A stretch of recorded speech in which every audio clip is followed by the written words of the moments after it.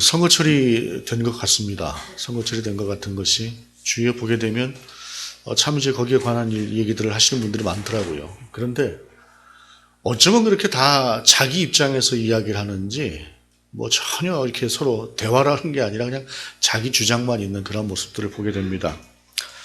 이 비단 정치 문제만은 아니죠. 정치 문제만은 아닌 것이 신앙에 관한 문제도 가끔 이런 모습들을 볼 때가 있습니다. 어느 것이 정말로 하나님의 뜻이고 무엇이 하나님이 원하시는 것인가라고 하는 것을 우리가 깊이 있게 생각하지 않고 관습이라거나 또는 자기의 생각이라거나 이런 경험들을 통해서 너무 확정적으로 이야기를 하면서 하나님의 뜻과는 또 전혀 다른 쪽으로 생각하고 행동하려는 모습들도 간혹 볼 수가 있습니다. 정치는 그럴 수가 있죠. 사람이 자기가 살고 있는 세계가 틀리고 경험이 틀리고 그렇기 때문에 사실은 어느 것이 100% 옳다라고 이야기를 할 수는 없습니다. 그러나 신앙의 문제는 다른 부분입니다. 신앙은 우리가 예수 그리스도로 말미암아 새롭게 거듭난 사람으로서 예수 그리스도를 따라가는 그러한 삶을 사는 사람들이기 때문에 우리가 비록 지금 틀린 삶을 살고 있다고 할지라도 그것을 교정시켜서 하나님이 원하시는 바로 나아가려고 하는 끝없는 그러한 자세가 우리가 하나님 나라에 가는 때까지 우리에게 필요한 일들입니다. 그러므로 우리는 언제나 성경을 볼 때도 기도를 할 때도 말씀을 들을 때도 그리고 신앙적인 진지한 고민을 할 때도 이와 같은 전제를 두고 고민하고 하나님의 뜻을 이해하려고 노력하며 기도하고 나아가야 될 것이라고 생각을 합니다. 오늘 본문 그 이튿날에라고 하는 말씀으로 시작을 하는데요.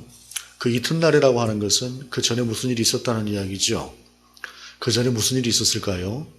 예수님께서는 유월절 엿새 전에 베단이라고 하는 동네로 오셨습니다. 이 베단이라고 하는 동네에 오셔서 마지막으로 예수님께서 그 장사를 위해서 한 여인이 와서 옥합을 깨뜨리고 그에게 그 향유를 부어드렸던 그러한 역사가 있었던 때가 이 베다니였었고 특히 이 베단이라고 하는 동네에는 우리가 잘 알고 있는 나사로라고 하는 사람과 나사로의 동생 마르다와 마리아가 살고 있었던 동네가 이 베단이라고 하는 동네입니다. 특별히 이 베단이라고 하는 동네에서 우리는 예수님께서 나사로라고 하는 사람을 살리셨던 일을 기억을 할 수가 있죠. 예수님께서 사람을 살리셨던 일이 성경 속에서 보면 3번입니다. 제일 어린아이가 12살 된 백부장 야이로의 딸을 살리셨고 그 다음에 청년이었던 나인성 과부의 아들을 살리셨고 그 다음에 장년이었던 이 베다니에 있었던 나사로라고 하는 사람을 살리셨습니다. 나사로라고 하는 사람을 살리신 3명을 다 살렸지만 나사로를 살리신 이 일이 사람들 속에는 더 크게 회자가 되었습니다. 왜일까요? 나인성 과부의 아들이나 야이로의 딸은 갈릴리 주변 쪽에 있었고 베다니는 예루살렘과 맞닿아 있는 바로 예루살렘 근처에 있는 동네였습니다. 5리가 된다, 10리가 된다 이 정도 이야기를 하는데 지난주에 우리가 보았던 우리 주님이 감람산으로 가셨다고 하지 않았습니까? 겟세마네 동산에 기도하셨던 그 감람산에 딸려있는 그쪽 언덕 쪽에 딸려있는 동네가 이 베단이라고 하는 동네라서 그야말로 이스라엘의 수도인 예루살렘과 아주 가까운 곳에 있으므로 사람들이 순례자들이 유월절이나 이런 때에 왔던 사람들이 그 소식을 쉽게 접할 수가 있었고 더군다나 다른 야이로의 딸이나 나인성 과부의 아들과는 다르게 이 나사로는 죽은 지 나흘 만에 주님께서 살리셨어요.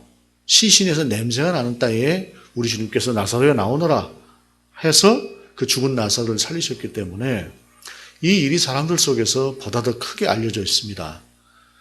죽은 자를 살렸다. 그리고 그 소문이라고 하는 것이 그 증인된 사람들이 사방에 많이 있다 보니까 사람들이 예수님께서 마침 베다니에 오셨다는 소식을 들은 데다가 그 베다니에는 죽었다 살아난 나사로가 있다더라 라고 하는 소식을 들으니 유월절에 명절에 올라왔던 사람들이 그 가까운 곳이니까 베다니로 몰려들어와서 보려고 몰려들었다.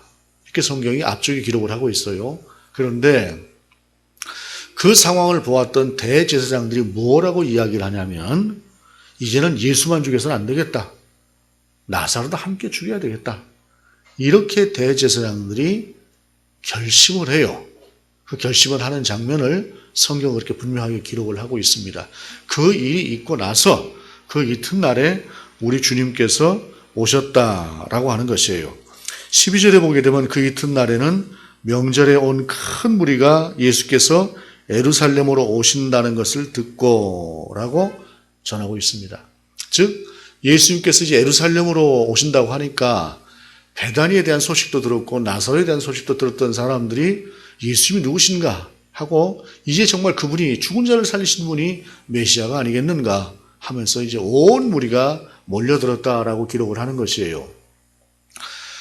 이때 당시 예루살렘이라고 하는 지역에 소위 예루살렘에 얼마나 많은 사람들이 몰렸을까라고 이야기를 할 때에 한 100만 명 정도가 몰렸다는 주장도 있고 많게는 270만 명 정도가 몰렸다라고 하는 말이 있어요. 그런데 이 예루살렘은 크기가 얼마나 하냐? 여의도의 한 절반만 한 동네가 이 성이 이 예루살렘 성이었습니다. 그렇기 때문에 여의도 절반쯤 되는 곳에 100만이 몰린다고 해도 그렇고 270만이 몰린다고 한다면 그야말로 발디딜 틈도 없는 그러한 것이 이때의 상황이었다라고 생각을 할 것입니다. 예수님 당시에 예루살렘은 그때 당시에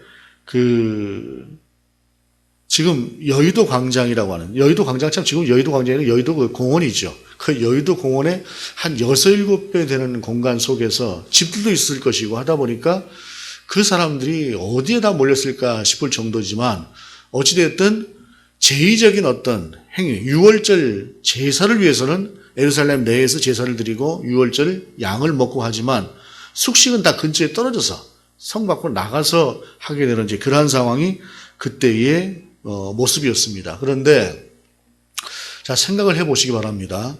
100만 명이라고 하는 숫자가 얼마나 엄청난 숫자일까요?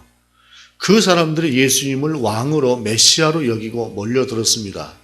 이것을 본 대제사장들이 불안한 거죠. 왜냐하면 우리 예수님은 대제사장이나 서기관이나 바리새인들을 향해서 대제사장을 향해서 그런 적이 없지만 서기관과 바리새인들을 향해서는 굉장한 독설을 퍼부으셨습니다. 화 있을진저 서기관과 바리새인들이여 라고 하면서 그들에 대해서 엄청난 독설을 서슴지 않으셨는데 그 말은 곧 이스라엘의 가장 그 종교의 기득권 정점에 있었던 대제사장들을 두고 한 말과 똑같은 말이에요. 그들에게 잘못했다고 하는 것은 곧 대제사장이 잘못했다는 말과 크게 다르지 않으므로 즉 자기 자신들이 이스라엘의 유대교와 이스라엘 유대인들 자체를 자기들 손에서 이끌어가고 있는 그 손에서 이제는 예수님께로 그들이 가고 특별히 이제 메시아인 예수님께로 그들이 몰려갈 때에 그들의 입지라고 하는 것은 없어져 버리기 때문에 그들은 예수님을 죽이고자 했던 것이죠. 이게 얼마나 무서운 일입니까? 사람이 진리라고 하는 것을 따라가려고 한다고 한다면 메시아가 오셨을 때 비록 자기의 입제가 작아진다고 할지라도 그것을 당연히 기쁘게 여기고 함께 찬양해야 될 사람들, 마땅히 그런 위치에 있는 사람들이 오히려 자기의 입지가 줄어들고 자기들이 손해를 볼 것 같으니까 오히려 그 메시아를 죽여야 되겠다고 생각을 하고 있는 이러한 모습들이 우리가 가만히 세상을 바라보게 되면 이 세상 속에서도 그렇게 드문드문 보여지는 게 아니라 자주 볼 수 있는 그런 모습들이기도 합니다.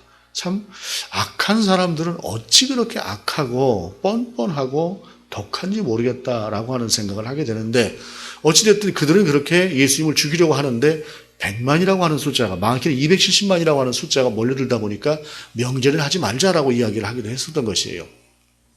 그런데 이 사람들이 이제 이 많은 숫자가 예수님을 왕으로 환호를 하면서 예수님을 맞이하고 있는 것입니다. 여러분 100만이라고 하는 숫자에 대한 개념이라고 하는 것이 크게 많지 않으시죠? 뭐 촛불을 들고 한번 서보신 분들 같은 경우라면은 대략 좀 느낌이 오실 수 있을 거예요. 100만이라고 하는 숫자가 얼마나 되는지. 근데 저는 이 100만이라고 하는 숫자를 1987년도에 직접 본 적이 있습니다. 그때 당시에 한참 대선이 열을 올릴 때에 제가 어느 그 대선 후보하고 좀 관계되는 일이 있어서 그분하고 관계되는 일이 아니라 어떻게 이게 이렇게 저렇게 엮이다 보니까 여의도 집회 때 제가 이제 그 단상 쪽에 좀 들어갈 일이 있었는데 연단이 1단이 있고 2단이 있고 3단이 있어요. 그 3단에는 고위 관계자들만 올라갑니다. 그런데 저는 어떻게 하다 보니까 그 3단을 잠깐 올라가 본 적이 있었습니다. 3단 연단에서 이렇게 가만히 보니까 이 여의도 광장을 여의도 국회의사당을 뒤쪽으로 하고 앞쪽을 향해서 연단이 이렇게 항상 서요. 그런데 그때 당시 뭐 다들 100만이 모였다고 이야기를 하는데 앞에는 뭐 동원한 사람들이죠. 앞에는 동원된 사람들이지만 저 끝에까지도 사람들이 와서 관심이 있으니까 본다는 말이에요. 그런데 한 번 환호가 일지 않습니까? 앞에는 난리가 나고 저 뒤쪽까지도 박수를 보낼 때가 있어요.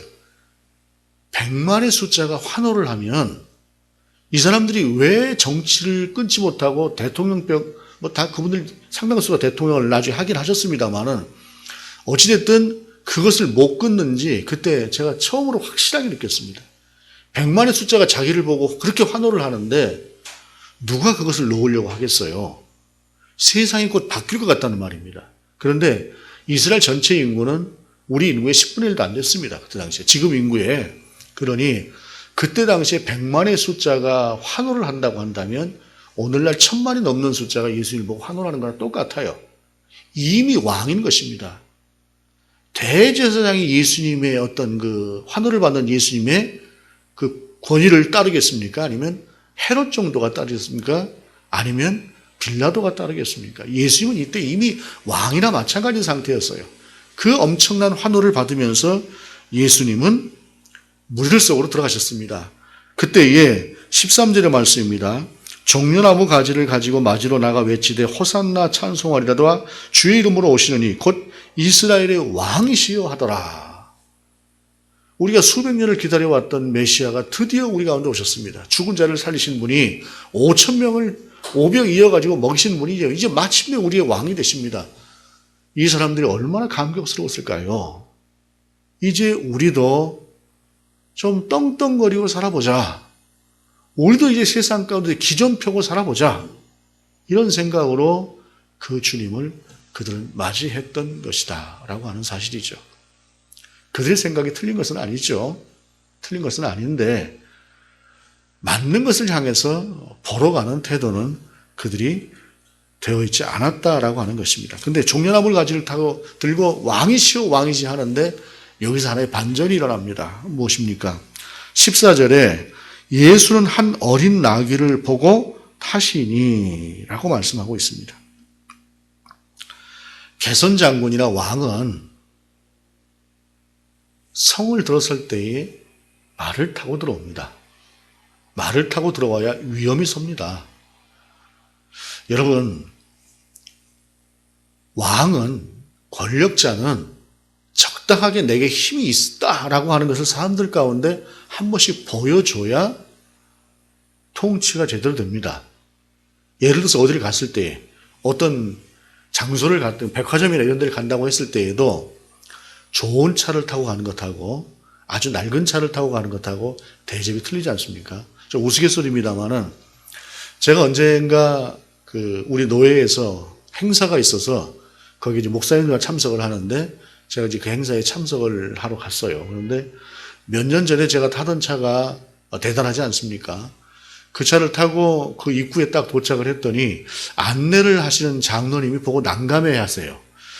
이분이 목사님으로 여기 참석을 하신가 아니면은 다른 일로 오셨나 뭐 공사를 하러 오셨나 하는 표정으로 이렇게 딱 보는데 제가 그래도 양복 입고 넥타이 메고 있으니까 목사님인 건 같은데 생각하는 것 같아요. 그래서 제가 내리고 저 이건 목사입니다 하고 웃으면서 이야기를 했더니 그러세요 목사님 이쪽으로 대세요 그러더라고요.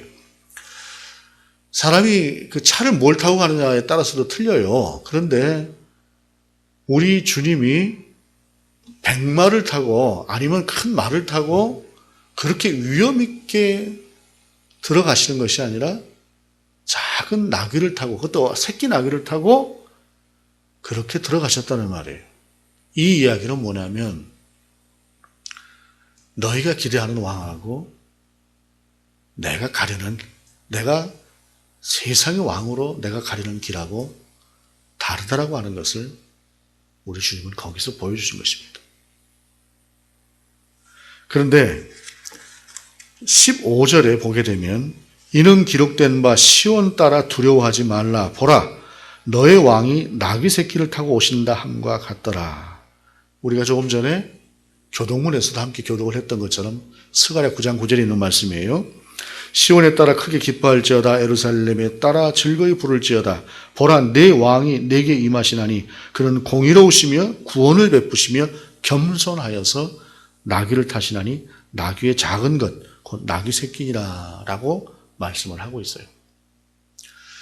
시온에 따라 예루살렘에 따라 라고 하는 것은 이스라엘 백성을 가리키는 말입니다. 시온이 곧 예루살렘 성을 말하는 것이거든요.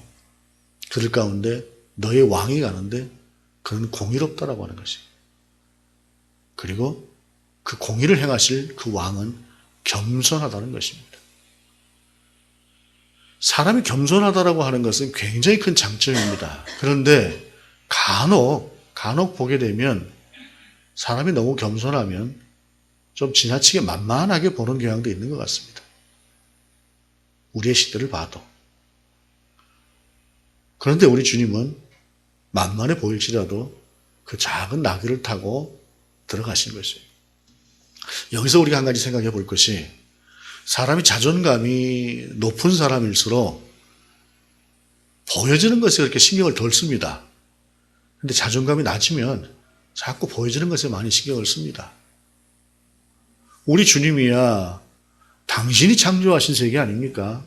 당신이 만드신 백성인데 그들 속에서 굳이 당신의 위엄을 백마를 타고 높이실 이유도 없는 것이고 모든 것을 할 수 있는 그분이 더군다나 군림하러 정복하고 지배하러 오신 분이 아니라 섬기고 낮아져서 당신을 십자가의 제물로 주러 오시는 분이기에 그것과는 상관없이 그렇게 나귀를 타고 들어가셨다라고 하는 것이죠. 그 다음에 본문 이후에 보게 되면 제자들은 처음에 이 일을 깨닫지 못하였다가 예수께서 영광을 얻으신 후에야 이것이 예수께 대하여 기록된 것임과 사람들이 예수께 이같이 한 것임이 생각났더라라고 말씀하고 있어요. 제자들이 생각을 해도 왜 주님이 굳이 나귀를 타실까? 좀 큰 거 타고 가시면 좋겠는데 없는 것도 아니고 우리 주님께서 쓰시겠다고 하면은 6월절 방도 다 내주지 않습니까? 우리 주님이 쓰시겠다고 말 줄 사람이 한둘이겠어요? 그 말 타고 가면 옆에서 같이 따라가는 제자들도 좀 위험이 있을 것이고 한데 그 작은 나귀 새끼를 타고 기우뚱 하면서 가시니 제자들이 보고도 왜 이러셔? 이런 생각을 하지 않았겠어요? 차라리 걸어가시지. 천천히 걸어가시면서 손도 한번 흔들어주고 하면은 제자들은 옆에서 딱 서서 가까이 오는 것을 밀어내면서 물러거라 하면서 가면은 차라리 그게 영이 서고 더 권위가 있어 보일 텐데 그 나귀 새끼를 뒤뚱뒤뚱 타고 가니 제자들이 따라는 가도 속으로는 왜 그러실까 몰랐다는 말이에요. 제자들이 이때 당시에는. 근데 예수님께서 영광을 얻으신 후에야 부활하신 후에야 승천하신 후에야 성령이 오신 다음에야 제자들은 그것을 깨달았다라고 하는 사실입니다. 중요한 것은 우리 주님은 말씀대로 가셨고 제자들은 나중에라도 그 말씀의 의미를 깨달았다라고 하는 것이 중요하다라고 하는 것입니다. 어렸을 때 모르는 것이에요. 제자들이 성숙한 다음에 그것을 알게 되었다라고 하는 것입니다. 그런데 이 모습을 본 사람들 19절의 말씀입니다. 바리새인들이 서로 말하되 볼지어다 너희 하는 일이 쓸데없다. 보라 온 세상이 그를 따르는도다 하니라. 여러분 그들이 죽이려고 했지 않습니까? 대제사장들 뿐만이 아니라 바리새인들도 예수님을 죽이려고 했어요. 그런데 그들이 이제 틀렸다라고 이야기를 하는 것입니다. 그만큼 이스라엘의 민심은 완전히 예수님께로 넘어간 것입니다. 이 상태에서 예수님께서 무엇을 못하시겠습니까? 그까짓 헤롯 왕, 4명의 그 분봉 왕들 아무것도 아니죠. 빌라도 총독 아무것도 아닙니다. 대제사장들 아무것도 아니에요. 주님이 하시려고 하면은 그냥 바꾸는 것입니다. 예를 들어 지금식으로 한번 생각을 해보십시다. 우리나라에 1000만 명 정도가 거리에 나와서 환호를 하면서 누군가를 왕으로 대통령을 하게 되면 그건 바로 끝나버리는 거죠. 그 사람 하고 싶은 대로 해도 상관이 없을 것입니다. 그만큼 지금 이제 바리새인들은 다 끝났다라고 이야기를 하는 것이에요. 그것이 무엇이냐? 17절, 18절에 나사로를 무덤에서 불러내어 죽은 자 가운데서 살리실 때 함께 있던 무리가 증언한지라 이에 무리가 예수를 맞으면 이 표적 행하심을 들었음이로라. 나사로를 살리신 일이 너무나 엄청났기 때문에 그것을 본 사람들이 사방에다 대고 이 일들에 대해서 증언을 한 것이, 그 증언이라고 하는 것이 사람이 직접 보고 경험했다라고 하는 것이 얼마나 큽니까?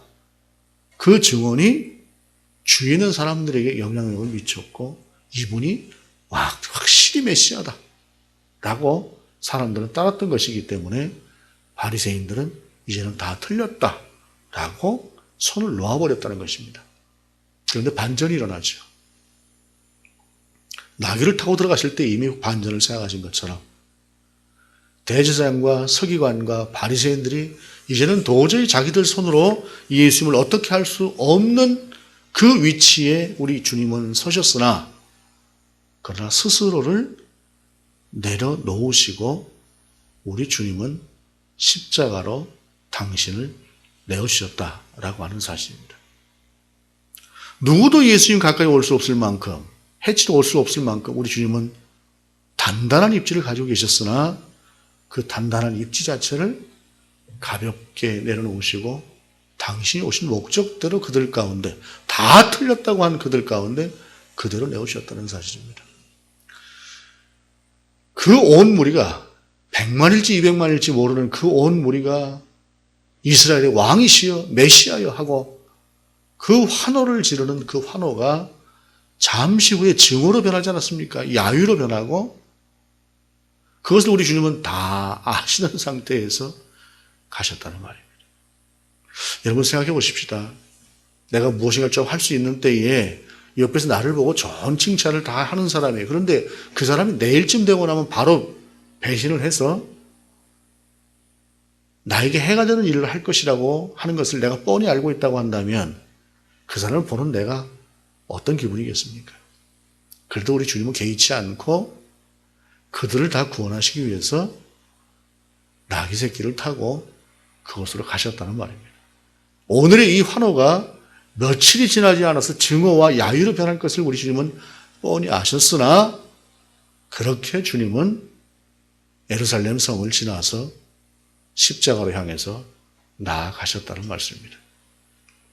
함께하고 있는 제자들이 주위에서 어깨를 펴면서 나 지금까지 이스라엘의 왕이신 예수님 옆에서 있었던 측근에 있었던 사람이야 라고 그렇게 가슴을 펴고 당당하고 자랑스럽게 지금 우리 예수님과 함께 가는 그들이 이제 며칠 후면 뿔뿔이 흩어지고 배신하고 심지어 저주하고 할 것임을 아셨으나 그럼에도 불구하고 주님은 그들과 함께 그 성으로 들어가셨다라고 하는 사실입니다.